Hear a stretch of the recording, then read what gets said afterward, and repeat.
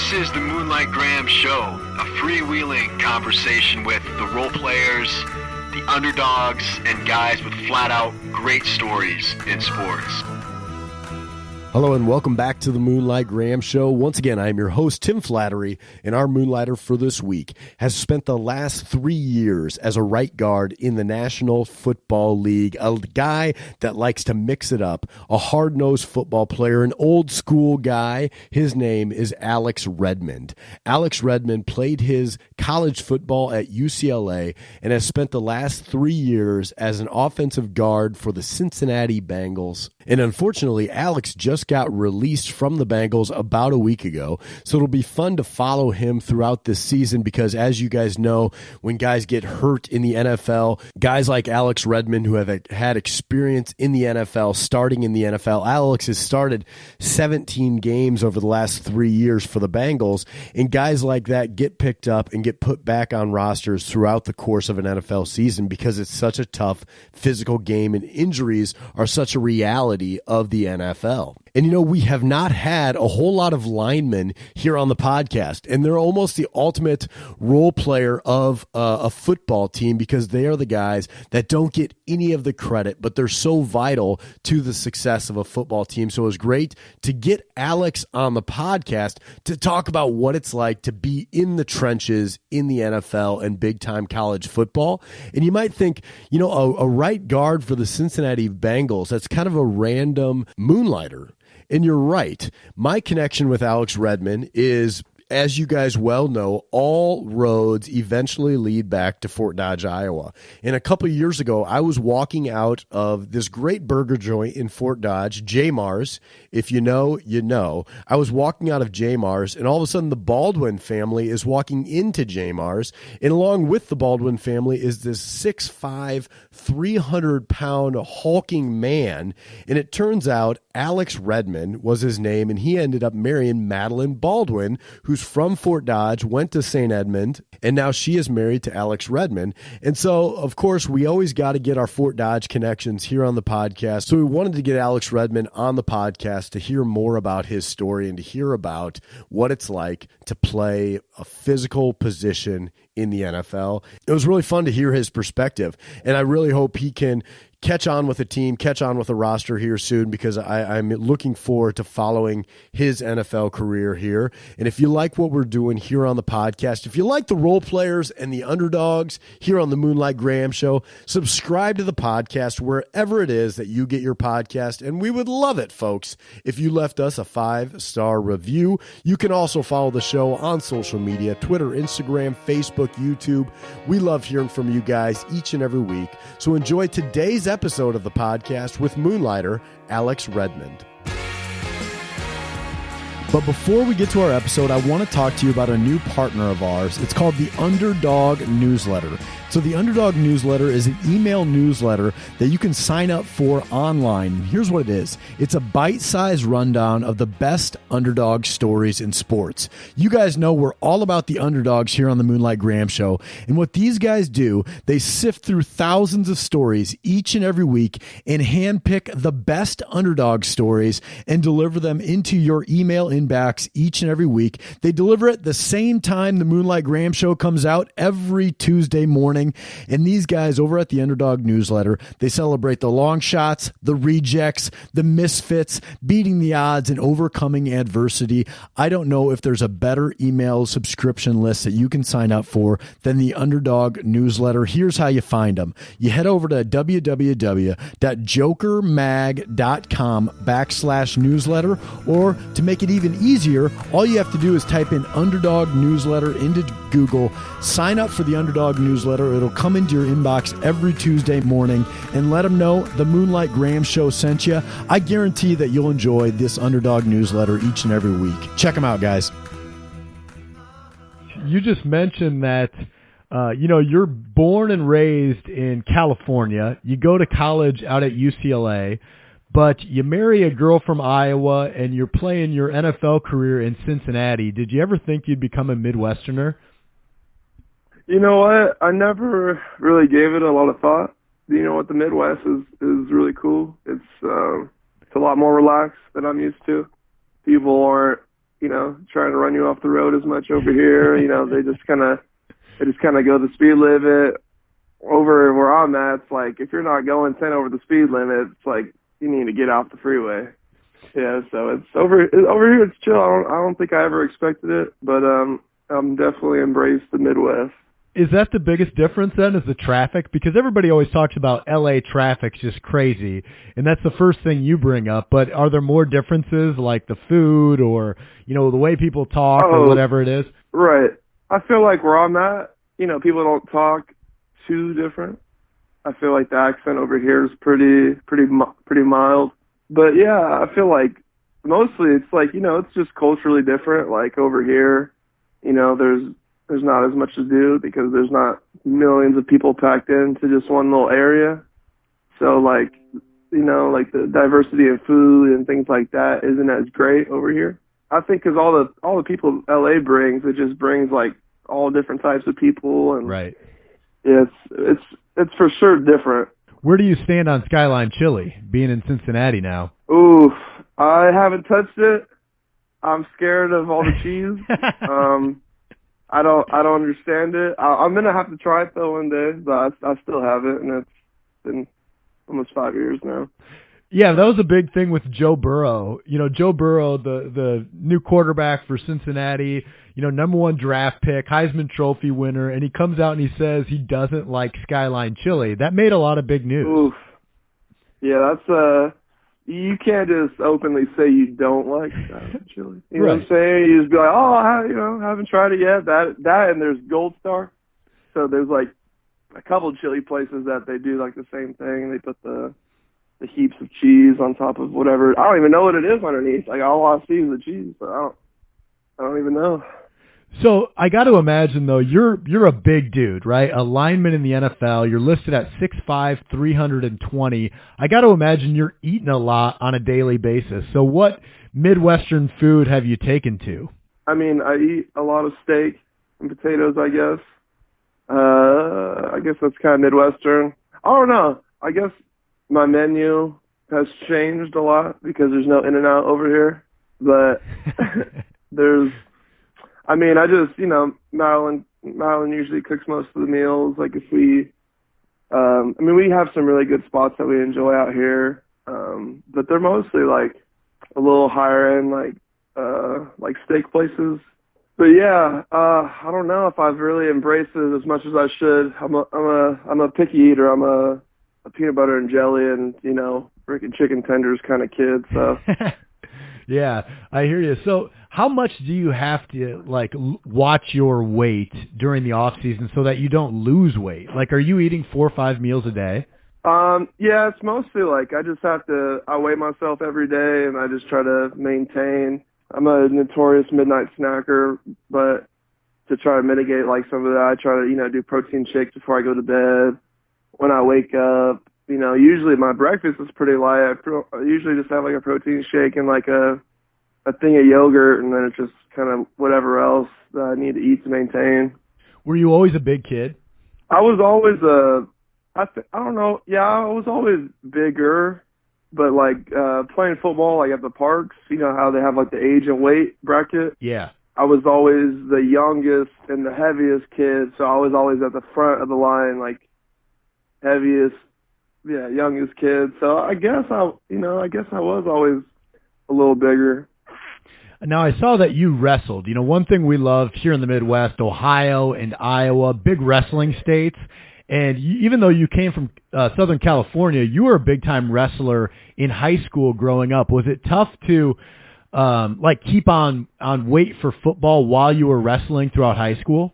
Well, they upped the weight in high school wrestling to 285. Before it was 265.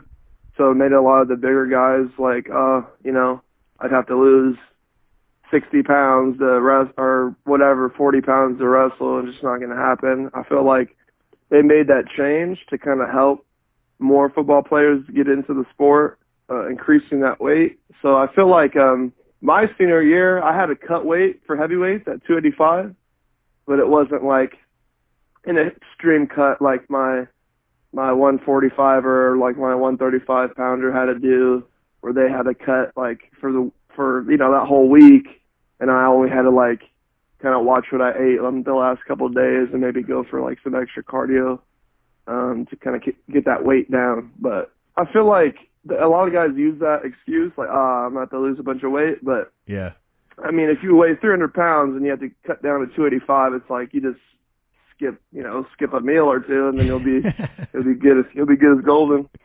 What is it about wrestling that makes for good linemen in football? Because, like, Tristan Wirfs out of Iowa this year was a first-round draft pick, and he was a state champion wrestler out of Iowa. And you see that time and time again, especially, like, with the Iowa Hawkeyes line, always guys out of there here in the state. So what is it about wrestling that makes for good linemen? I feel like if you're a good wrestler and you're, like, extremely tough, you're not going to, that's just a part of who you are as a person. Being a good wrestler, you have to be extremely tough. So I feel like when you get a big guy and then you make him extremely tough and physical, and it just translates to the offensive line so well, because people see us like, oh, you're just like the big guys that, like bodyguards pretty much, like try to keep people away. I mean, half the game, if you're running the ball, like, you're actively running your face into that man over and over again and punching and grinding and getting different, getting an underhook and driving, and you just use a lot of the similar movements in heavyweight wrestling that you will, like, in line fighting. So I feel like it just translates so well, like, how your body is, and if he pushes into you, like, how you need to react and what muscles you need to fire. So it just it gives you a better control, I feel like, over yourself, wrestling. What's worse, wrestling practices or a hot football practice? Ooh, it feels like wrestling practices just go on forever, but if you're in a hot football practice, you got all that gear on, and it's just like, oh man, that's a tough one, because the wrestling room's already always hot. Probably, if I had somebody that was better than me in wrestling, that was beating my ass, probably the wrestling. But I think just because you have all the pads on, and, like, yeah, the heat in that gear is no joke. Yeah. But probably wrestling. Yeah, so you mentioned toughness there, and in football, I got to imagine you're always dealing with injuries, and your body never really feels good once you get in the middle of that season. And I know you've dealt with, like, hamstring issues and torn labrum, and, the shoulders are really big, important for your position. How much toughness is needed to make it through an entire NFL season? Yeah, I mean, like, when you're a kid, you don't think about all the stress and, like, all that thing, that kind of stuff that goes onto your body, because you don't really notice it when you're a kid. But, like, my first year starting, midway through the season, I was like, man, like, I need to double down. Like, this shit is tough. Like, I need to get my shit together. So it's like, yeah, especially to play at a very high level, you have to be extremely physically tough, because you're gonna run into things, you're gonna have problems. Like, I've dislocated my fingers and pulled them back into place, but I didn't even pull them back into place right, and now I'm fucking having to block this guy with, instead of 10 fingers, now I'm trying to hold on to him with 9 fingers, and the other finger feels like it's on fire. Wow. So it's just like, I mean, I've had to deal with stuff like that, and yeah, it's just a part of the game. Like, and like they always say, like, there's 100% chance, like, that you will get hurt this year, and that's just the truth. I don't know anybody that didn't come out with something, that they're dealing with, and if they do, I mean, it's a miracle. It's a pretty tough sport. You gotta be pretty tough, especially at this level. Oh yeah, no kidding. And in the off season right now, like, does your body feel good right now, or are those injuries constantly nagging at you? Right. Well, my fingers don't look the same, and they don't articulate the same way they did, a couple of years ago. Yeah, I mean, for the most part, yeah, during the off season is like when I start feeling good. I try to do as much as I can, but at the same time do as much resting as possible as well. So it's like finding that balance of grinding, getting better, but also finding that sweet spot where your body's also getting that rest it needs, because it's going to be, it's like preparing yourself for battle, but at the same time, like, you don't want to beat yourself up doing so, because you got to be fresh. You got to be ready for when the season comes around, because it's just so grueling. Would you rather, as a lineman, run block or pass block? Oh, pass block. Really? 100%. My run blocking rating is probably way better than my pass blocking rating. I mean, I served some people that I shouldn't have been run blocking real well. I served them the juice because they weren't expecting so much in the run. So you'll ask any lineman, they'll say maybe some asshole will say pass blocking, but most of us diligent linemen will say run blocking. Have you had a chance to meet Joe Burrow yet? Because that's the guy you're going to be pass blocking for. Yeah, I haven't met him in person yet, but I've seen his face like on the Zoom meetings or whatever. Oh yeah. I've heard his voice, and gone through the cadences, and he's been calling plays via the group chat and shit. So it's just no, I haven't met him per se, but I've seen him. I've contacted with him. So. Have you had a favorite guy throughout your career to block for? Like whether it's a running back or a fullback or a quarterback? Like who's the guy that you're like, I would block for that guy any day? Yeah, I really like blocking for Joe Mixon. Oh yeah. Just the way he carries the rock, just the way he goes in, like when he's about to get wrapped up or he sees people closing in on him. The way he runs is he just punishes people. So it's like when you see how hard he's running, how many yards after hit he's getting, running through arm tackles, just the type of player and person that he is. Like when I know we're giving that ball off to Joe and I see him in the huddle with me, it's like, yeah, I want to make sure I clamp my guy up extra well and give him that seam that he needs. Because if he could get to the second level, it's like, he's running those people over. You know what I'm saying? I don't think there's a linebacker in the league that's playing right now that would blast Joe like that right now. I think Joe, for the most part, is giving these linebackers the work, and I could really appreciate that because he ain't trying to go down. He ain't just, you wrap me up, I'm going down. He's dragging you. Like, he's a big, strong, physical running back, and to see him work and us work together, and like he appreciates me, and he knows that when he has the ball or whoever has the ball, he knows that I'm trying to fucking block my ass off. So like he's always giving me love. He's always showing the offensive lineman love. So it's he's been somebody really cool to block for. On the other side of it, who is the toughest guy to block? Like the toughest defender that you've had to match up with? Yeah, I couldn't block Geno Atkins for many years. I would like to say that I could kind of block him now, kind of. So he's somebody that's gotten me. That's someone who's elevated my game by beating my ass. And he was on the Bengals. So did you match up with him in practice every day? Yeah, well, my first year I was on the practice squad, so I had to go against him every day.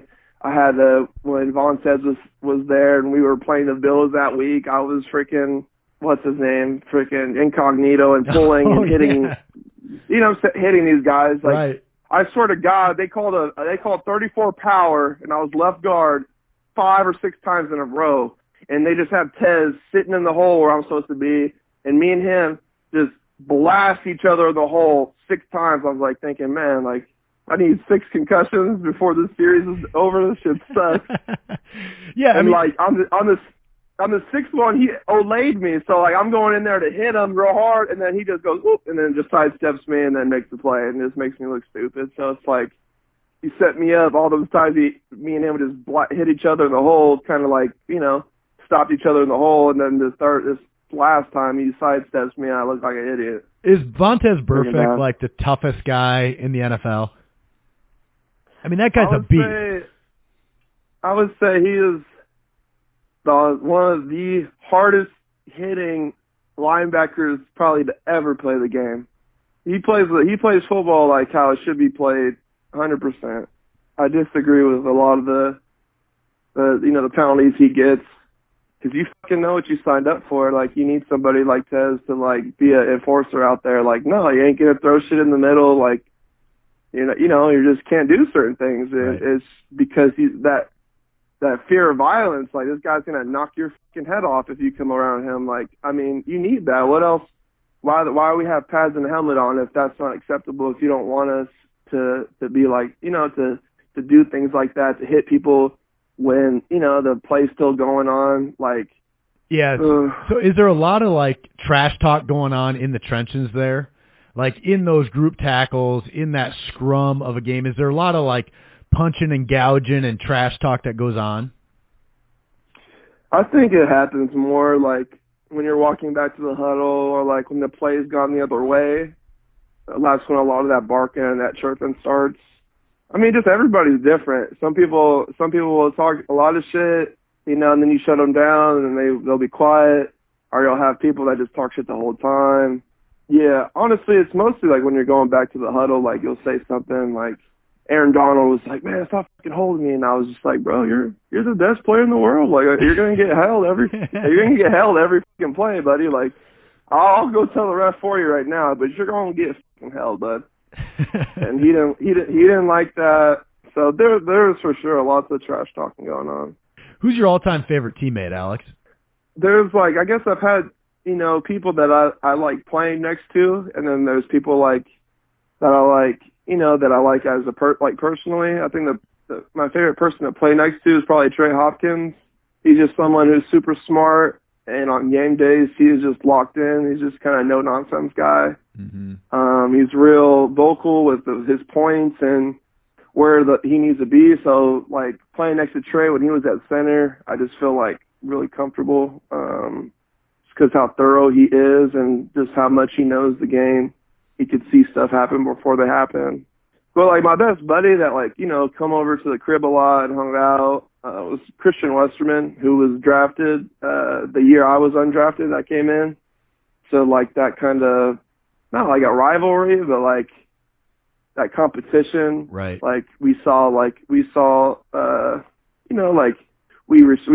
garnered respect for each other through that competition that we had, and, we became friends. So, those are both very similar. Alex, what's the most excited you've ever been for a football game? Most excited? Honestly, I like all away games. As soon as it's like an away game and you walk out and the whole crowd's booing you, it's pretty amazing. But honestly, I probably had the most fun and I was the most hyped about the game in London against the Rams. Oh yeah. I was very excited to play Aaron Donald in London. I've seen his jersey everywhere I went, so it just kind of was like, okay, like, never seen that before, especially we're in a different country, like, and I'm seeing this cat's jersey on everybody. It's like he's freaking Brett Favre or something. Did the people in London really take to football? I think they, like anybody, they like the violence, they like, the contact. Obviously, they're used to soccer. They don't have it over there, so I feel like they really embraced it. They packed out that arena, Wembley Arena, and it was it was really a cool experience. And, like, because they're not there to, they're not Bengals fans or Rams fans per se. They were just fans of the game. So whenever something good would happen, regardless, they would be, oohing and awing, and they just it was really good energy there. So that was a fun place to play. Was there any issue, like, with the time difference when you're playing over in London? Like, did you notice that? Not so much. We prepared pretty well to kind of mitigate those problems. So I feel like we did things like on the plane, and we try to get our rest on the plane coming over here, because you fly over here and then it's like, I don't even know what time, but it's super early or something when we get here, and then we got to practice instantly. So it's like we get there, got to practice, and then we are allowed to rest. So it's like you travel, you're supposed to be sleeping on the plane, but, like, I probably got a couple hours of sleep on the plane. It was so uncomfortable, even though I got a nicer seat. I don't think it was that tough, but it's definitely something to take into account. Yeah, for sure. Is there anything at your career, whether it's one play or one game, that still nags at you? I mean, the one time that, like, I got really bitched and like just thrown to the ground. I got put in against the Vikings at their house, and I had a down block on Linval Joseph, and he threw me on the ground like I was just like a piece of paper. And then he almost made the play, but I think we got in. So yeah, that was pretty bad. Probably something, but that was like the first time I've played though in a game, so it was pretty rough. Is it my first play get thrown down on the ground? Yeah, So, yeah. I bet it's like your welcome to the NFL moment. Yeah, it's a little discouraging, but I pancaked the other guy I went against 3 times in a row, so he's not as good as Linval Joseph, not nearly, but he got pancaked 3 times in a row because Linval bitched me, and I was like, oh, okay, I can't let this happen anymore. And then, yeah, so that other guy got fucking hell, but I still owe Linval Joseph 1 pancake. Nice. What are you most proud of, Alex? I guess I'm proud of my kids. I'm proud that I'm able to spend so much time with my kids and my wife. I feel like that's something that's big to me because my dad put a lot of time, effort, and energy and love into me, into progressing me as a person and as an athlete. But I'm proud to say that I do my best as a dad. I provide for my kids. I think that's a big source of pride for me. I love that. That's really cool. Probably a moment at football though. When I was starting, I had the most pancakes by far and the most knockdowns, and I was one of the only linemen to get a game ball when I was starting. So I feel like that, that kind of gave me a boost of confidence in myself, knowing that, I could be someone that helps sway the game to our favor. And I've also been told that I'm the type of person, like, when you get me in there with the other group of guys, like, I bring the intensity level up because that's just like the type of person I am.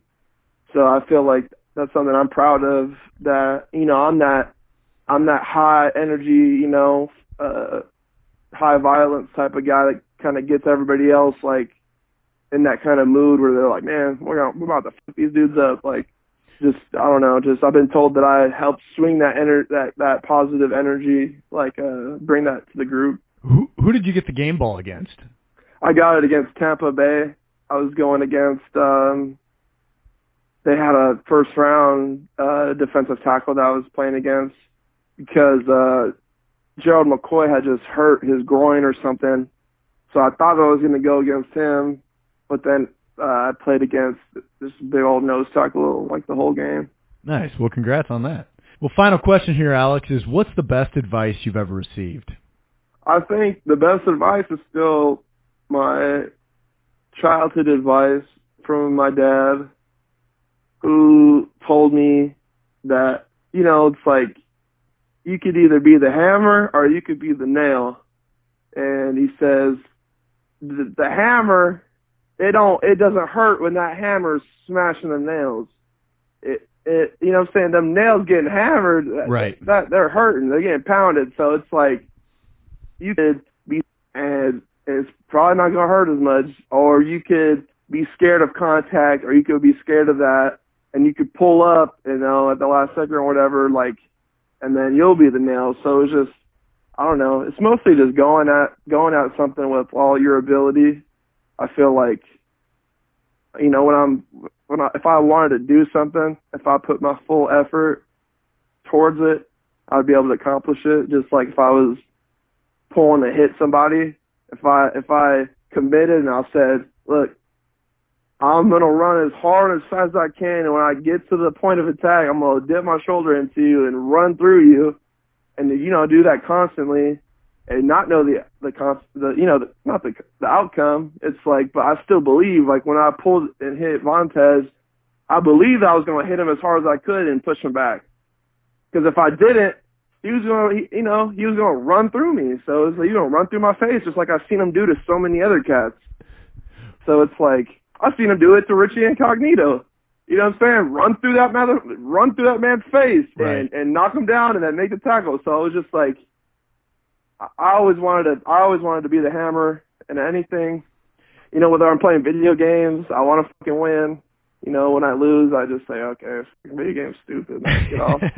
But you know what I'm saying? It's just like, my dad always instilled in me like that I could be that. You know what I'm saying? I could do whatever it is I put my mind to, and I didn't always believe that. You know, even in wrestling, my senior year, I got second in state because I didn't fully believe that I was the best. I didn't believe in myself like that, like I do in football.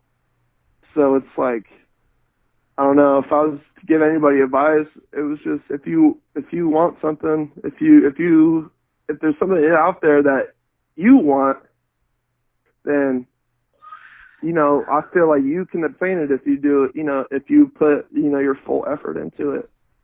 You'll make it so, like, you won't be able to stop. Like, people will tell you, oh, that's stupid, you know, only 1% goes to the NFL, or whatever, you know what I'm saying?